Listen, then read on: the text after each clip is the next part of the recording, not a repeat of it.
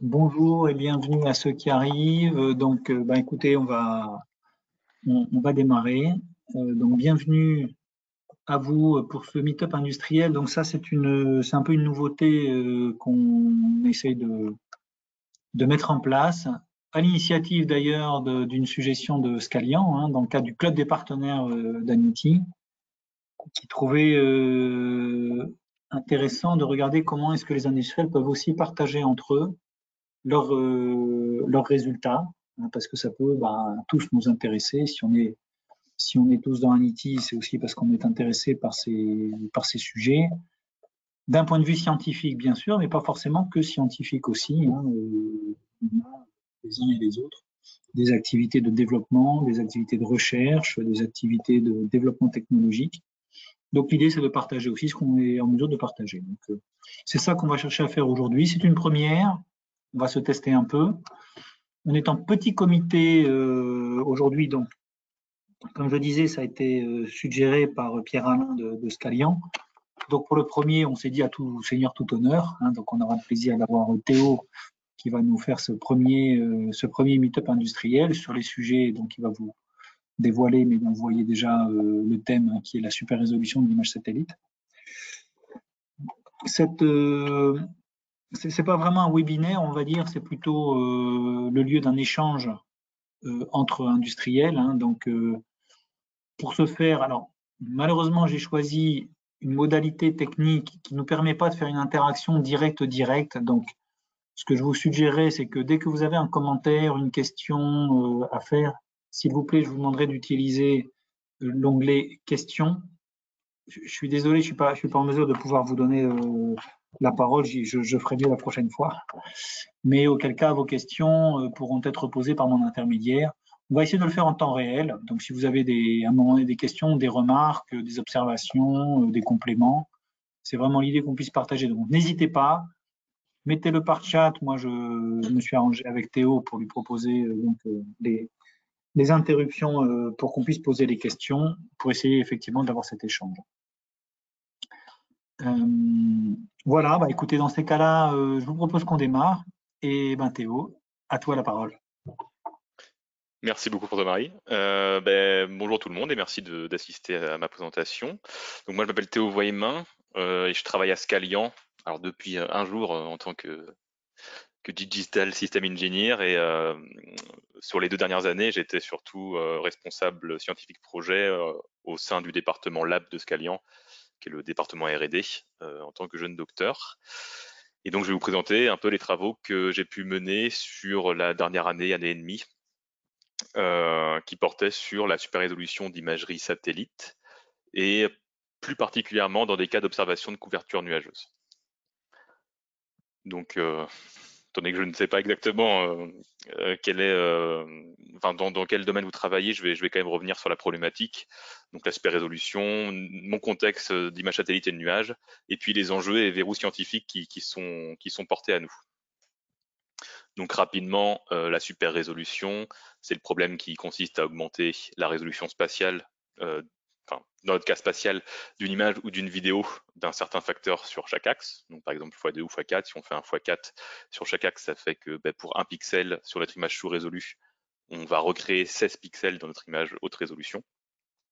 Et donc les enjeux ici, ça va être de recréer les détails qui sont manquants dans l'image résolue et qui devraient être présents dans l'image super résolue si on l'avait capturé avec un capteur avec la haute résolution native qu'on souhaite atteindre.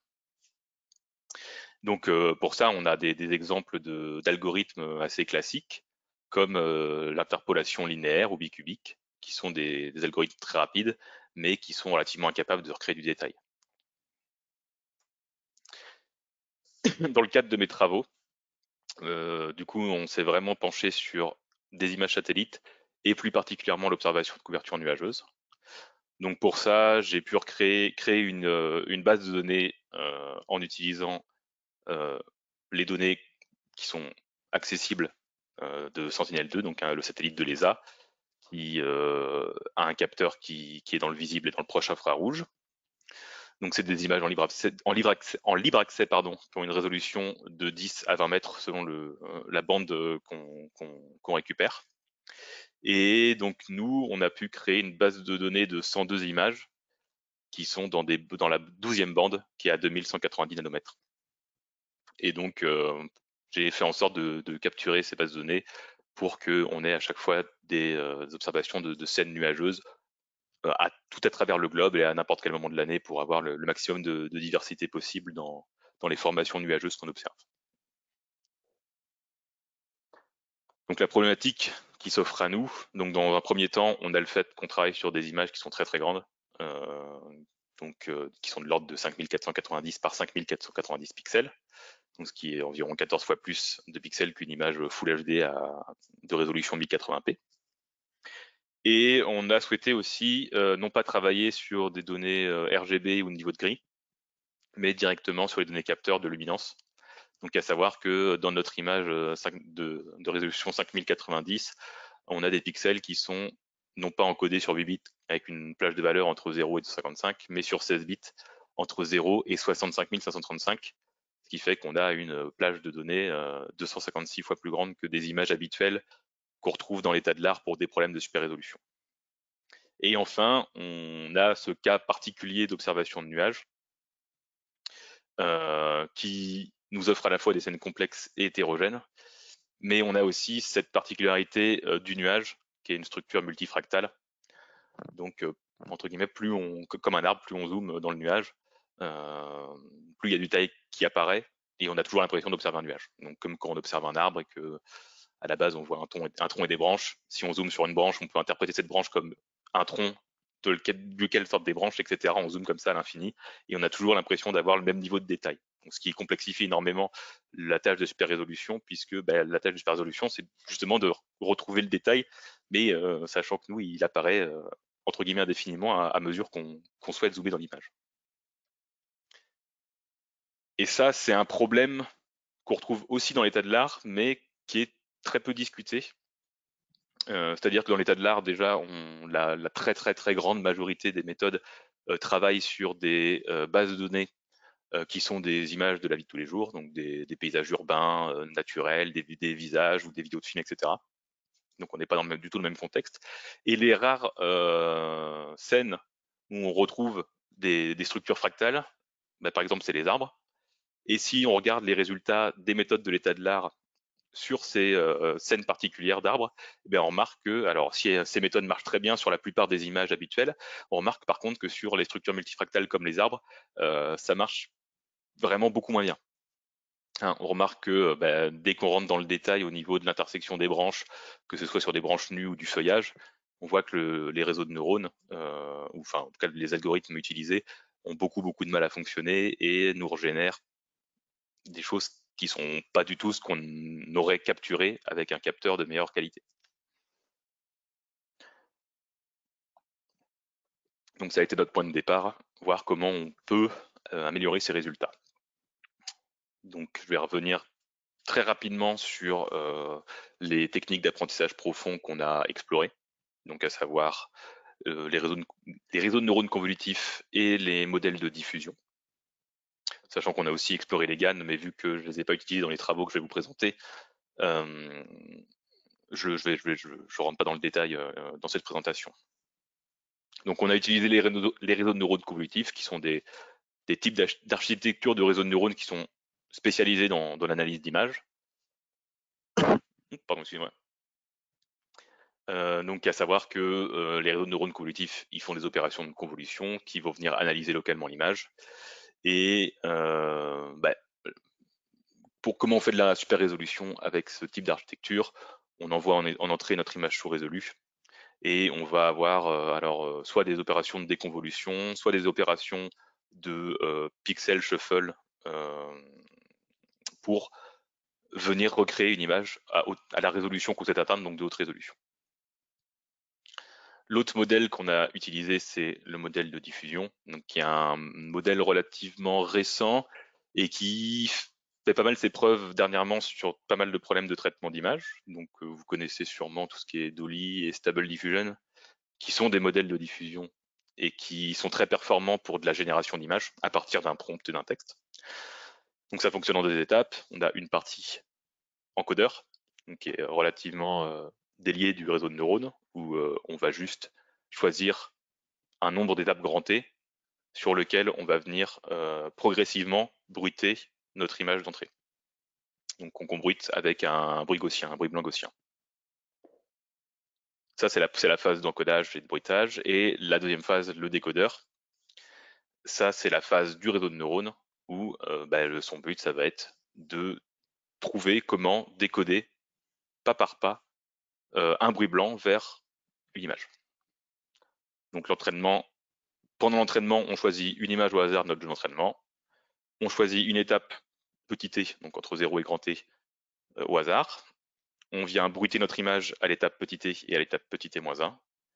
Et on envoie à notre réseau en entrée l'image bruitée à l'étape petit t et on lui demande de nous ressortir ce qu'on devrait attendre de l'image bruitée à l'étape t-1 qui normalement a un petit peu moins de bruit.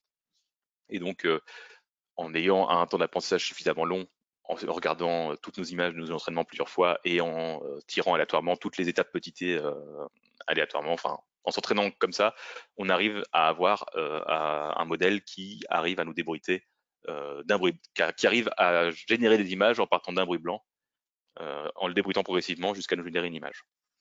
Donc sachant que ça marche par exemple pour les modèles génératifs, puisque si vous entraînez votre modèle sur plein d'images de chats, à la fin, une fois qu'il est entraîné, vous lui envoyez un bruit blanc, vous le faites débruiter, et normalement vous récupérez une image qui est un chat, puisqu'il s'est entraîné que là-dessus, mais qui est sensiblement différente des images de votre jeu d'entraînement. Donc il a créé entre guillemets un chat, parce que vous l'avez embrouillé en entrée un bruit blanc aléatoire, et qu'il y a très très très peu de chances qu'il corresponde à une image de votre jeu d'entraînement exactement.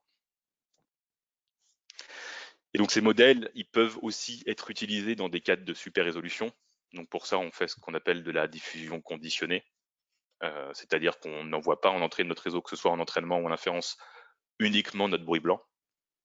On vient aussi lui associer une donnée de référence, donc dans notre cas, qui va être notre image sous-résolue sur laquelle on a fait une interpolation bicubique pour avoir la taille de l'image qu'on souhaite atteindre. Et donc ça sert de référence au réseau de neurones pour le guider dans le débruitage, qui débruite pas n'importe comment, entre guillemets, qui débruite pour converger vers l'image passée en référence, mais super résolue.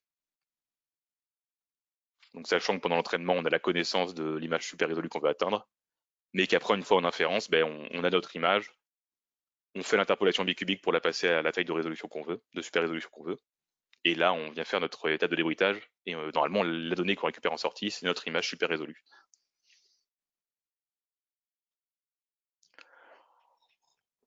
Donc là, je vais plutôt rentrer en détail dans les travaux que j'ai pu mener pour résoudre les problèmes que j'ai présentés au début de cette présentation.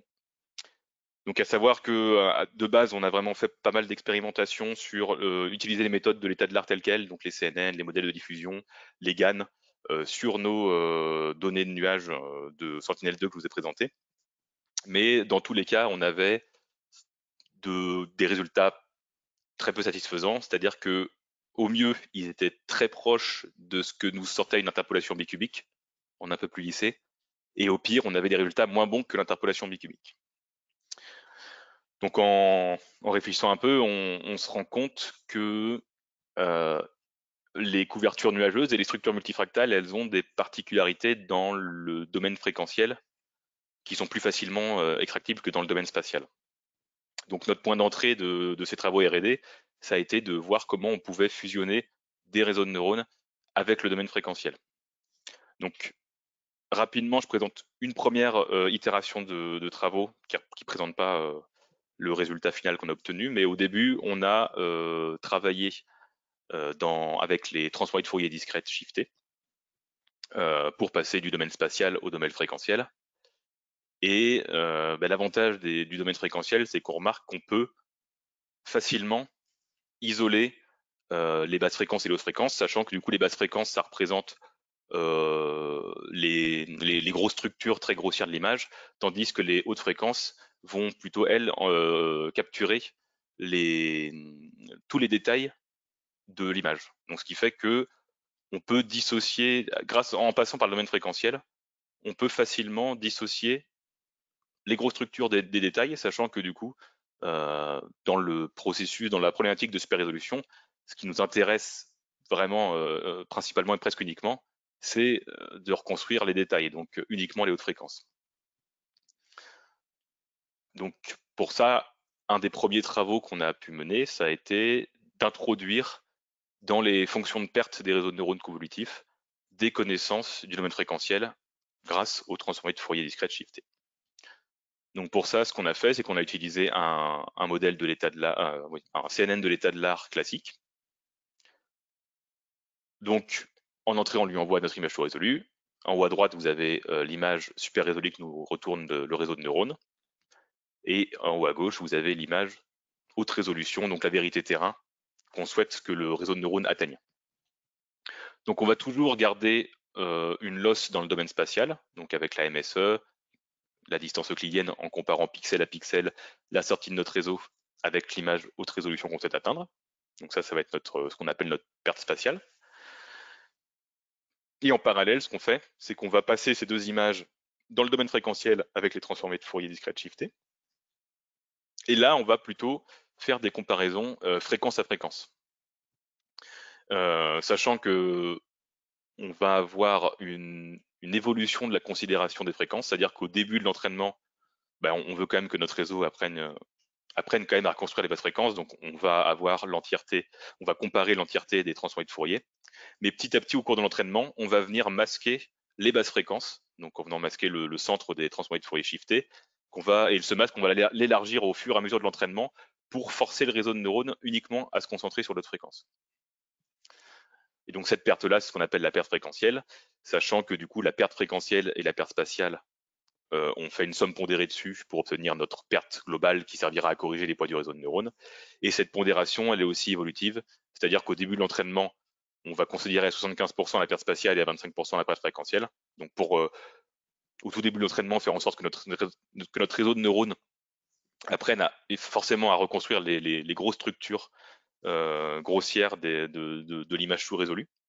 Et petit à petit, on va venir inverser cette modération, donc jusqu'à passer à 25% de perte spatiale et à 75% de perte fréquentielle, pour forcer le réseau de neurones en fin d'entraînement à se concentrer uniquement sur les hautes fréquences et à travailler à la reconstruction des détails de l'image. Donc ça, c'était nos premiers travaux.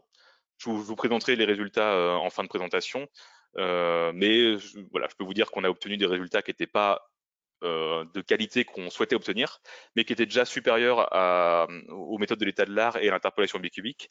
Donc ça nous a conforté dans l'idée de continuer nos recherches dans la fusion réseau de neurones et domaine fréquentiel.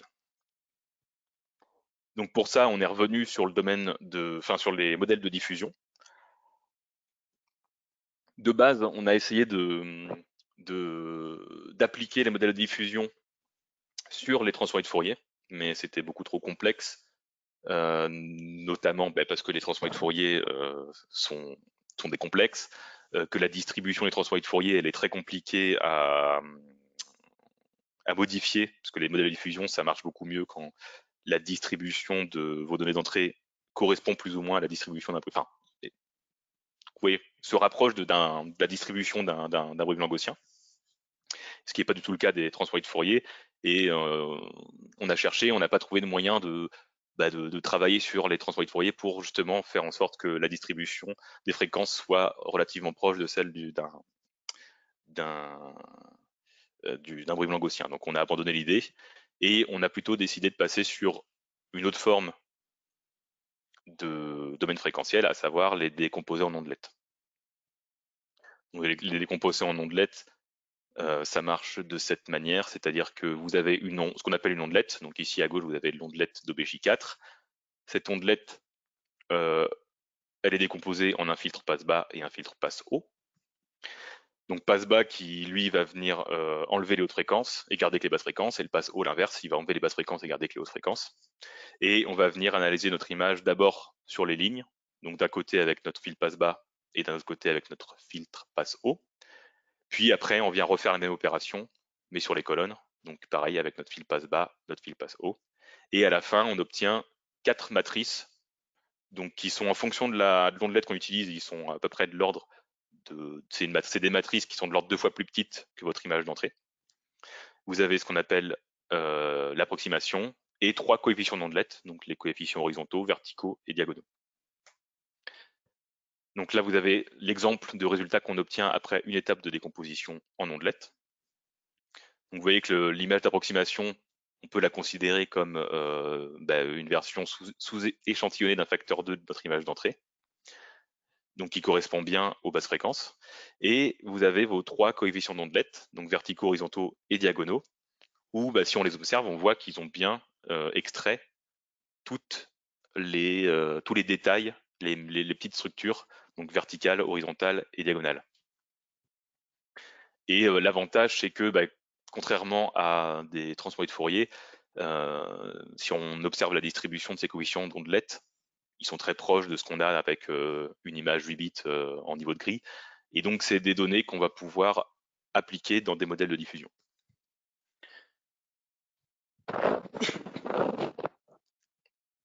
Et donc, cette opération de transformation en ondelette, vous pouvez l'appliquer récursivement, successivement sur l'approximation qui vous reste pour petit à petit venir extraire les détails horizontaux, verticaux et diagonaux, mais à différentes échelles. Et sachant que du coup, à l'instar des transformés de Fourier, vous pouvez faire une décomposée en ondelette inverse. Donc à partir d'une approximation et des 3 coefficients d'ondelette, vous pouvez faire des convolutions inverses pour venir recréer votre image originale. Et comme pour les transformés de Fourier, on peut calculer dans le domaine des ondelettes ce qu'on appelle le scalogramme, donc qui est équivalent au spectrogramme dans les transformés de Fourier. Donc juste en analysant le niveau moyen d'énergie que vous avez dans vos 3 coefficients d'ondelette à une étape de décomposition, vous pouvez les plotter et on obtient ce qu'on appelle du coup un scalogramme. Et l'avantage de ça, c'est que les structures multifractales ont des particularités dans les spectrogrammes et les scalogrammes. Et par exemple, pour ce qui est des nuages, on remarque, que ce soit nous ou même dans l'état de l'art, qu'on peut représenter les scalogrammes des structures nuageuses par une pente linéaire qui est de l'ordre de -5/3. Donc ça, c'est une donnée qu'on va pouvoir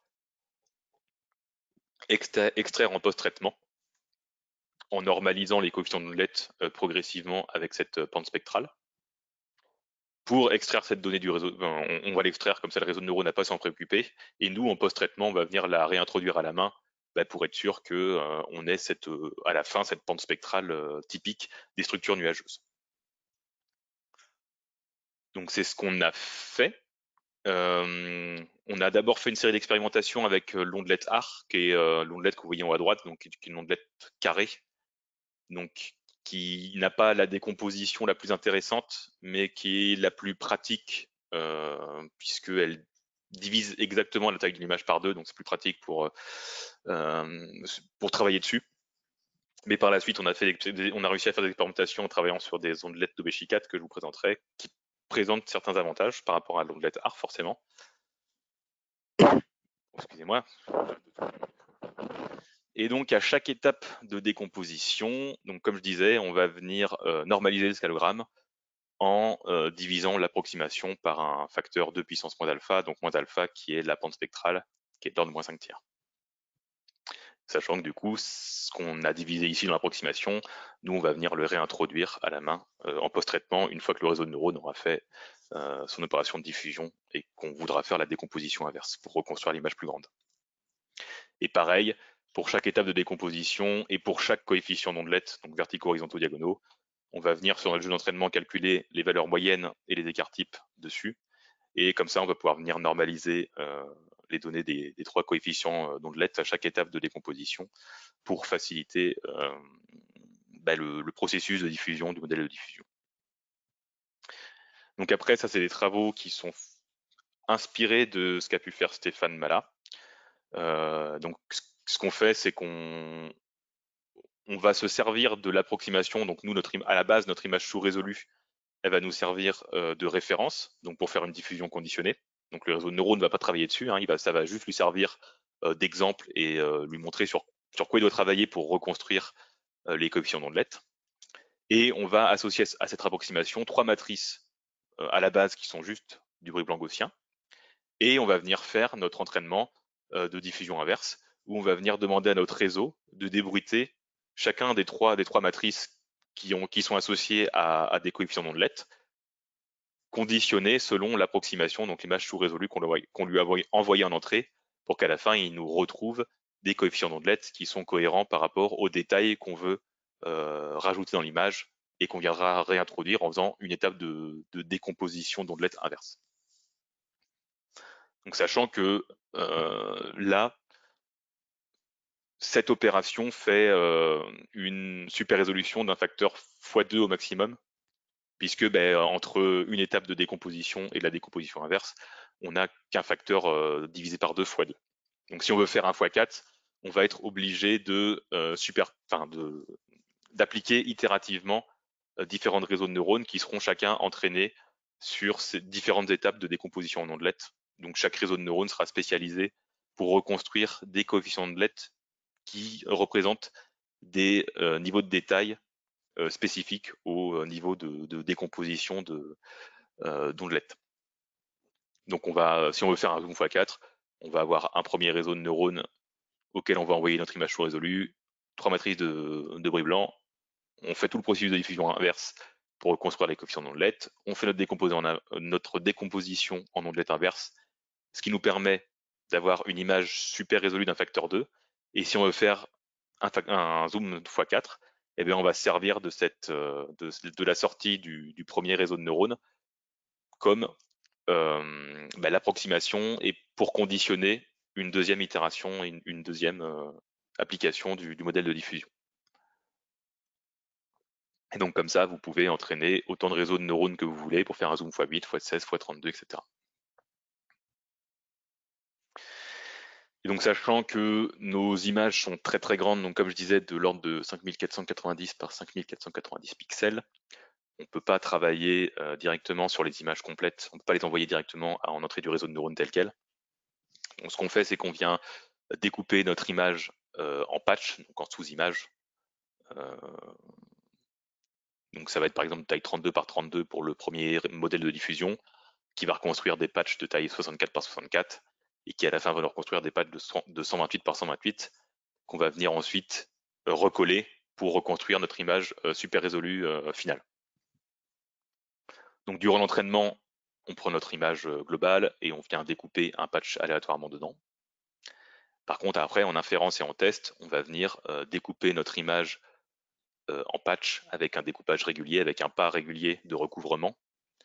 Et on vient appliquer une fonction de fenêtrage donc qui est différente selon si on se trouve dans un coin, dans une bordure ou dans le centre de l'image, pour au moment où on vient reconstruire l'image globale en superposant tous les patchs, qu'on n'ait pas un effet de bordure ou de quadrillage qui apparaissent. Et donc maintenant, je vais vous présenter les résultats qu'on obtient avec toutes les méthodes que j'ai pu vous présenter. Donc dans un premier temps, avec les méthodes de l'état de l'art qui ne fonctionnaient pas. Donc à gauche, vous avez votre image haute résolution, donc l'image qu'on souhaite atteindre.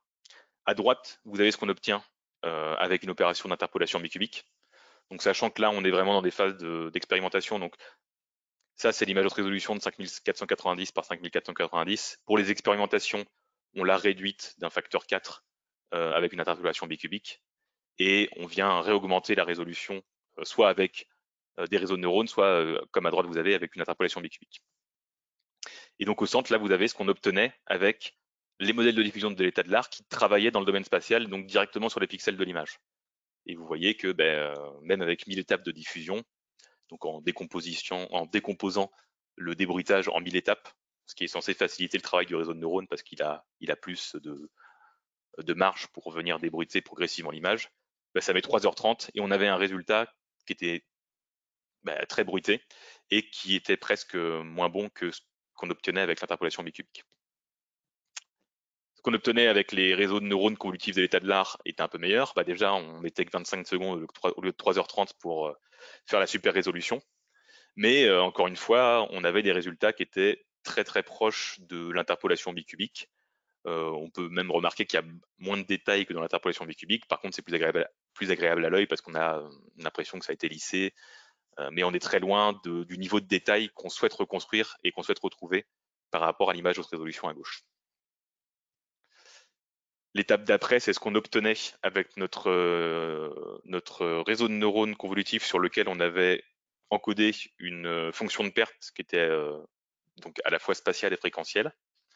Donc on peut observer que du coup on avait, donc pour un temps de calcul similaire de 25 secondes, on avait une amélioration des résultats puisqu'on venait alors réintroduire une forme de détail mais qui n'était pas forcément cohérente avec les détails qu'on souhaitait reconstruire. Donc déjà, on en avait beaucoup moins que ce qu'on souhaitait reconstruire, mais en plus, c'était pas forcément le détail qu'on voulait reconstruire. C'était encore relativement très grossier. Mais c'est ce qui nous, comme je vous disais, c'est ce qui nous a encouragé à faire en sorte de continuer dans la fusion réseau de neurones et domaine fréquentiel. Donc ça, c'est les résultats qu'on obtient avec notre modèle de diffusion qui travaille sur les ondelettes. Donc on a ici uniquement 2 étapes de diffusion au lieu des 1000 étapes qu'on a besoin, dont on avait besoin avec les modèles de diffusion de l'état de l'art qui travaillaient dans le domaine spatial. Ici, dans le domaine d'ondelettes, en faisant uniquement 2 étapes de diffusion, donc déjà on réduit énormément le temps de calcul, on passe à 2 minutes. Et en plus, on a des résultats qui sont meilleurs que les modèles de diffusion de l'état de l'art tel quel, et qui sont même meilleurs que tout ce qu'on a obtenu. À droite, vous avez ce qu'on obtenait avec notre réseau de neurones, avec la fonction de perte fréquentielle évolutive. Et comme ça, si on vient rajouter des étapes de diffusion, donc là je vais faire des allers-retours. Si vous vous concentrez un peu sur le nuage central, vous voyez qu'on a commencé à rajouter du détail. Sachant que du coup, par contre, le temps de calcul est linéaire par rapport au nombre d'étapes qu'on fait. Donc pour 2 étapes, on mettait 2 minutes, pour ces étapes, on en met maintenant 15. Mais on est venu rajouter du détail qui commence à être relativement proche de l'image qu'on souhaite reconstruire en haute résolution. Et comme ça, si on augmente jusqu'à 128 étapes, donc là on remarque énormément sur le nuage de taille moyenne en haut au centre, on remarque que le réseau de neurones a reconstruit énormément de détails, qu'on est largement meilleur que l'interpolation bicubique, heureusement, et qu'on se rapproche presque du niveau de détail qu'on souhaiterait obtenir avec l'image haute résolution. Et ce progrès, on le remarque aussi quand on analyse les transformés de Fourier, donc si on regarde un peu nos images dans le domaine fréquentiel. En bas au centre, vous avez la transformée de Fourier de l'image haute résolution de la vérité terrain. Au-dessus, donc au centre, vous avez ce qu'on obtient avec l'interpolation bicubique. Donc on voit qu'on est très loin d'avoir reconstruit les hautes fréquences et qu'on a ce pattern d'interpolation bicubique qui apparaît. En haut à gauche, vous avez ce qu'on obtenait avec les modèles de l'état de l'art, les réseaux de neurones convolutifs. Donc là aussi, on voit qu'on a beaucoup de mal à reconstruire les très hautes fréquences. On n'a pas du tout le même niveau aux hautes fréquences, donc aux bordures de l'image par rapport à la vérité terrain. On en reconstruisait déjà beaucoup plus dans notre réseau de neurones avec la perte fréquentielle évolutive, mais les hautes fréquences n'étaient pas reconstruites de manière diffuse, donc qui caractérisait un peu la pente linéaire des spectrogrammes, mais plus par petites tâches. Donc c'est peut-être pour ça qu'on avait aussi ces détails un peu plus grossiers qui étaient reconstruits. Mais on avait déjà un progrès avec les hautes fréquences qui commençaient à être reconstruites et sur lequel on voyait que le réseau de neurones commençait à s'intéresser. En haut à droite, vous avez ce qu'on obtient avec le modèle de diffusion de l'état de l'art. Donc là, on voit que on a même moins de hautes fréquences de reconstruites que si on utilise une interpolation bicubique. C'est juste qu'on a un peu le pattern très diffus de la vérité terrain qui apparaît. Et en dessous, vous avez ce qu'on obtient par contre avec notre modèle de diffusion qui travaille sur les transformants en ondelettes. Et là, on remarque que on est presque identique à ce qu'on obtient dans la transformée de Fourier de la vérité terrain. Voire même si on analyse, on remarque qu'on a presque plus de hautes fréquences de reconstruite. Ce qui n'est pas forcément mieux. Donc là, on peut observer, là, je démontre deux, trois autres résultats qu'on a obtenus. Donc, on voit les progrès qu'on fait par rapport au modèle de diffusion de l'état de l'art. Donc 1000 étapes, 3h30 de calcul. On a de moins bons résultats qu'avec notre modèle de diffusion qui travaille sur les ondelettes, avec seulement 128 étapes pour 2 heures de calcul. Ici, on remarque par rapport au réseau de neurones convolutifs de l'état de l'art qu'on a un bien meilleur travail, notamment sur les contours des nuages et sur certains endroits plus locaux pour reconstruire du détail. Et ici, forcément aussi par rapport à l'interpolation bicubique, on voit que notre modèle de diffusion a beaucoup mieux travaillé. Encore une fois, notamment sur les contours de nuages qui sont beaucoup plus fins et beaucoup plus proches de ce qu'on souhaite obtenir par rapport à l'image haute résolution. Ici, c'est un peu les avantages qu'on remarque quand on utilise plutôt l'ondelette d'Obéshicat par rapport à l'ondelette AR. Alors, je ne sais pas si ce sera très très visible avec le transfert de la présentation, mais alors si vous ne le voyez pas, visuellement dans le domaine spatial, quand on applique le domaine de diffusion qui a travaillé sur les ondelettes AR, donc qui est une ondelette carrée, avec très peu d'étapes de diffusion, donc la 2 étapes, on remarque qu'on a un pattern de quadrillage qui correspond bien à du coup la forme carrée de l'ondelette AR. Et ce qui fait qu'en utilisant plutôt l'ondelette d'Obeshi 4, sur un même nombre d'étapes, on a des résultats qui sont équivalents en termes de reconstruction de détails, etc. Mais par contre, on a déjà ce pattern qui disparaît. Donc on a une amélioration des résultats sans perte de performance en termes de temps de calcul. Et à droite, alors du coup, vous voyez peut-être pas la différence, mais à droite, vous remarquez que du coup, on obtient presque les mêmes résultats que ce qu'on obtenait avec l'ondelette AR, mais cette fois-ci en faisant 16 étapes de diffusion pour 15 minutes de calcul. Donc on a un réel intérêt à utiliser l'ondelette d'Obeshi 4 par rapport à l'ondelette AR. Et des dernières expérimentations donc, qui sont encore assez récentes et sur lesquelles on a besoin de faire pas mal d'approfondissement, c'est de voir si on peut extrapoler l'apprentissage fait par les modèles de diffusion sur des échelles qu'il n'a jamais vues. Donc, comme je vous disais, tous les résultats que je vous ai présentés juste avant, pardon, c'était des résultats où en entrée, on envoyait des images sous-résolues d'un facteur 4 de nos images haute résolution de Sentinel-2 qu'on récupérait.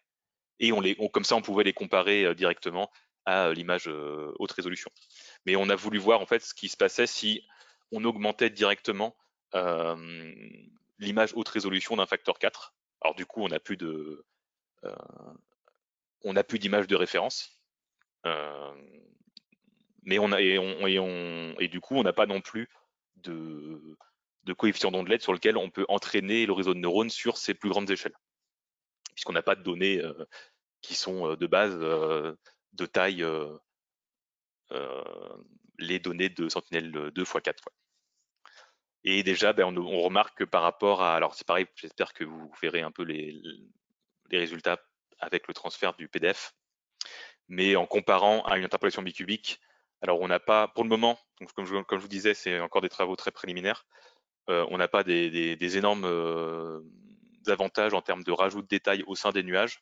Par contre, on a complètement une disparition d'effet de quadrillage de l'interpolation bicubique qui apparaît, et on a aussi un bien meilleur travail du coup sur les contours des nuages et sur aussi la création de détails sur vraiment les microstructures. Donc on peut observer par exemple à l'intersection des deux nuages blancs là, dans ces images. Mais j'espère que vous pouvez le voir avec la qualité de la présentation. Donc voilà pour les travaux qu'on a pu mener. Donc on est plutôt satisfait des résultats qu'on a obtenus avec cette nouvelle méthode, notamment sachant qu'on travaille sur des cas et des scènes très complexes, hein.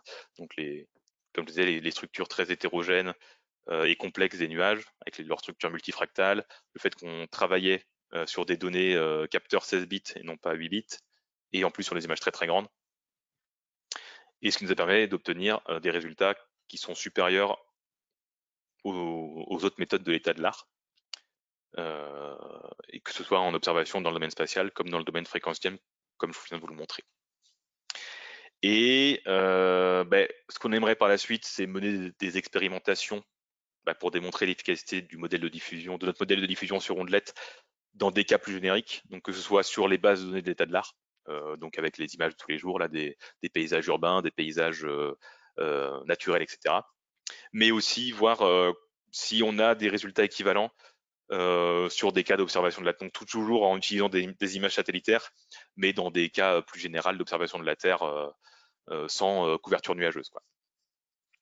Et un autre point qu'on aimerait étudier plus profondément, c'est comme je vous présentais en tout dernier, c'est de voir si, étant donné qu'on est sur des structures fractales, donc on a rajout de détails qui est relativement équivalent d'un niveau de zoom à l'autre, est-ce qu'on peut trouver un moyen d'extrapoler l'apprentissage que fait le réseau de neurones sur des plus petites échelles de détails? Est-ce qu'on peut extrapoler ces connaissances pour les appliquer sur de la reconstruction de détails de plus grandes échelles qui, normalement, dans des cas de structures multifractales comme les nuages ou même les surfaces d'océan, devraient être relativement équivalentes?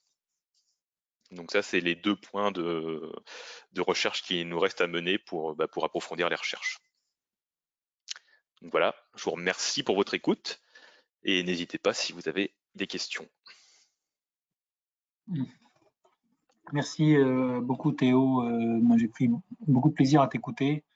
Comme je vous le disais, hein, si vous avez des questions, et pardonnez-moi, mais passez par le chat, hein, parce que j'ai pas la capacité d'ouvrir les micros, mais par contre je me ferai volontiers l'écoute de vos questions. En attendant, moi j'en ai quelques-unes. D'accord, avec plaisir.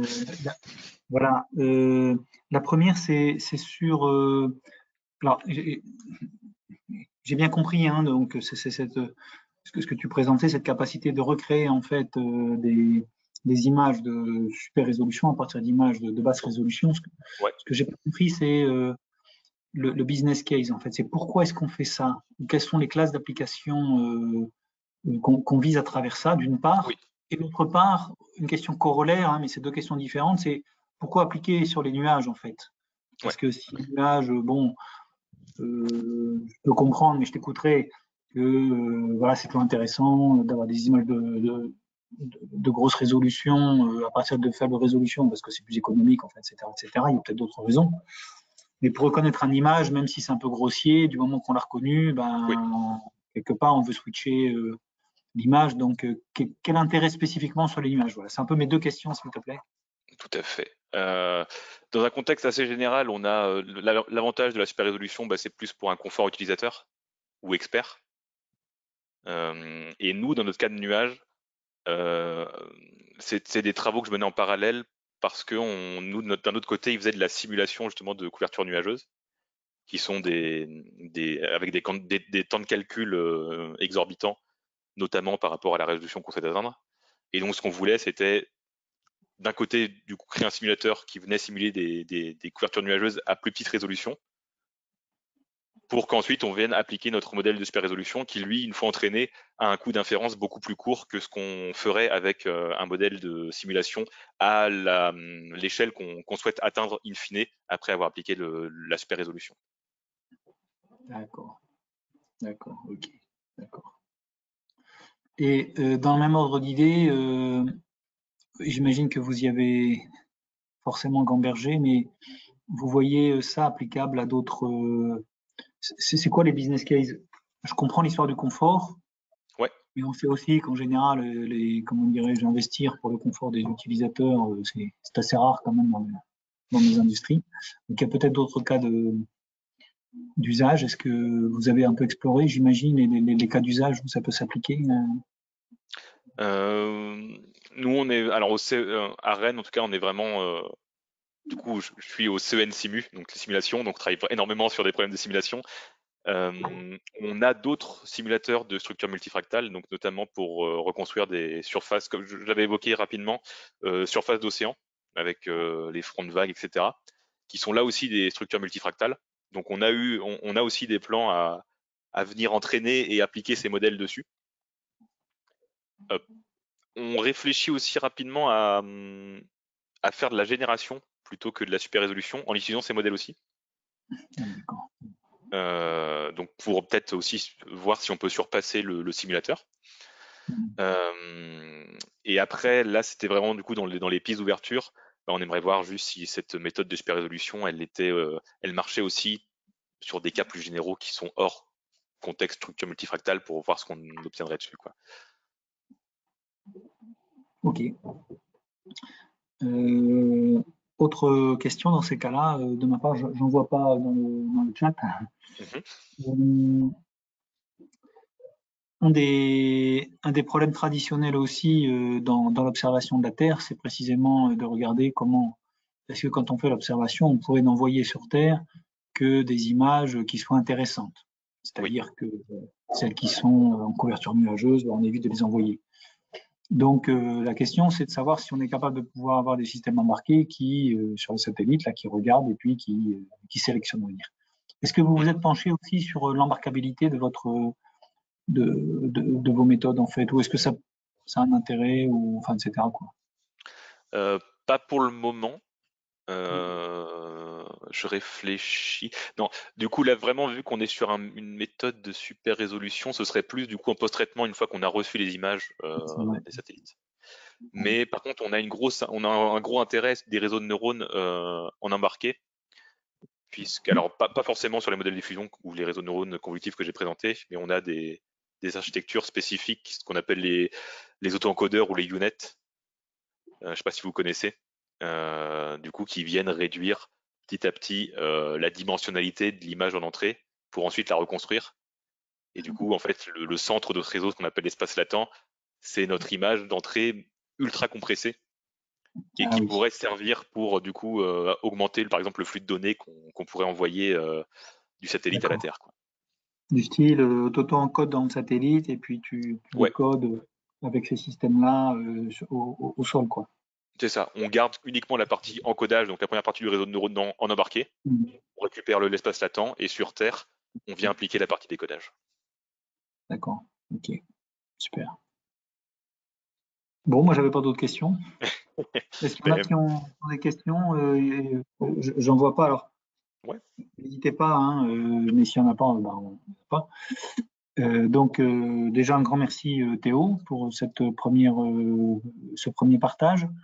Merci à vous de m'avoir. En cours de route, hein, bon, c'est une initiative qu'on cherche à lancer sous d'ailleurs l'impulsion de Pierre Alain, hein, de Scalian, qui suggérait à un moment donné de faire cet échange entre industriels. Donc, c'est ça qu'on cherche à démarrer.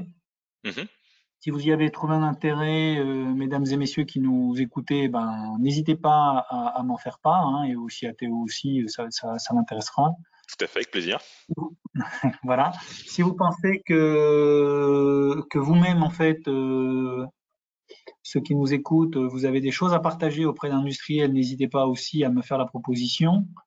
On essaiera de mettre ça en jambe. On n'est pas forcément nombreux aujourd'hui, mais bon, après, il faut aussi le temps que ça se mette en route, qu'on apprenne un peu aussi pour en faire la publicité voilà, qui va bien.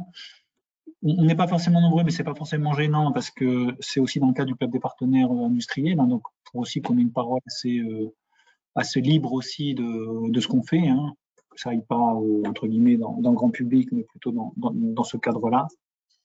Et la prochaine fois, je prendrai un système de diffusion qui soit plus participatif pour que comme ça vous puissiez aussi vous voir et échanger directement plutôt que par mon intermédiaire. S'il n'y a pas d'autres commentaires, à moins que Théo, tu aies un mot à ajouter. Non. Merci de m'avoir accueilli. Je suis très content de cette présentation. Et bon, s'il n'y a pas de questions, c'est que j'espère que j'ai été clair. Mais sinon, voilà, n'hésitez absolument pas à me contacter. Ça ferait vraiment plaisir. Je serais ravi d'échanger avec vous si vous avez un intérêt, des questions, etc. Il n'y a pas de problème. D'accord. Alors, y en a une, bon, qui s'adresse à moi en fait, hein, pas à toi Théo, désolé. C'est de savoir s'il y a un replay, ça je suis capable de répondre. Donc Christophe, oui, il y aura, on a fait l'enregistrement, hein, merci d'ailleurs à Jennifer que vous ne voyez pas, mais c'est elle qui s'est occupée de la technique, comme on dit, comment dirais-je, dans les émissions de télé ou de radio. Donc merci à Jennifer. Et oui, le replay sera disponible dans le cas du club des partenaires. Je vous remercie de votre écoute et de votre participation. Un grand merci à Théo pour sa présentation que personnellement j'ai trouvé extrêmement claire et absolument passionnante. Et ben, je vous invite donc à un prochain webinaire.